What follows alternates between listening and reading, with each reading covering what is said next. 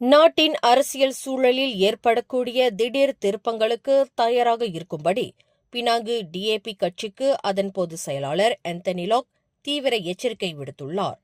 அடுத்த ஆண்டு Johor, Malacca, Sarawak போன்ற மாநிலங்களின் சட்டமன்ற தவணைக்காலம் முடிவடையும் நிலையில் பிரதமர் டத்தோஸ்ரீ அன்வார் இப்ராஹிம் முடிவெடுத்தால் 16வது பொதுத் தேர்தலும் மாநில தேர்தல்களும் ஒரே நேரத்தில் நடத்தப்படலாம் என்று அவர் சுட்டிக்காட்டினார். பினாங்கு சட்டமன்றத்தின் ஆயுட்காலம் இன்னும் இருந்தாலும் கட்சி தனது ஆழ்ந்த நம்பிக்கையான நிலையை நினைத்து கவனக்குறைவாக இருக்காமல் அனைத்து சாத்தியக்கூறுகளுக்கும் இப்போதிலிருந்தே ஆயத்த பணிகளை தொடங்க வேண்டும் என்று அவர் கட்டளையிட்டார்.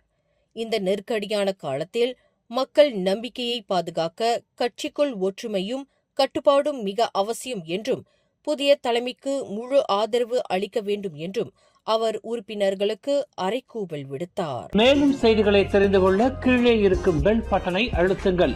உங்கள் மகிழ்ச்சியை வெளிப்படுத்த லைக் மற்றும் ஷேர் செய்யுங்கள். தொடர்ந்து திசைகளோடு இணைந்திருக்க சப்ஸ்கிரைப் செய்யுங்கள்.